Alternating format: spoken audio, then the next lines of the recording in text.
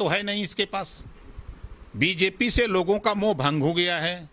अब बीजेपी के पास सीबीआई गुजरातियों की मुट्ठी में है, ईडी गुजरातियों के मुट्ठी में है, आरबीआई गुजरातियों के मुट्ठी में है। हुआ से पैसा निकालेंगे तो सब गुजरातियों के कब्जे में है। कहना है कि अखिलेश यादव से भी पूछताछ होगी रिवर्स फ्रंट काउंसिल। अरे हमसे काहे नहीं पूछताछ करते हैं?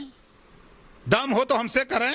अब मर्द हो बीजेपी के लोग तो बाबा साहब डॉक्टर अंबेडकर ने संविधान में व्यवस्था दिया नार्को टेस्ट का। पहले ओम प्रकाश का राजभर का करा लो, दूसरे नंबर पर करा दो योगी का, करा दो अखिलेश मायावती का, मोदी का, सबका कराओ नार्को टेस्ट। क्या लगता है आपको, अगर हुआ सबका तो क्या आएगा? दूध का दूध पानी का पानी हो जाएगा, फिर भारत सोने की चिड़िया हो जाएगा। जितने मंत्री, वर्तमान मंत्री, पूर्व मंत्री, जितने आईएएस और जितने पूर्व आईएएस हैं, सबका नार्को टेस्ट करा दीजिए।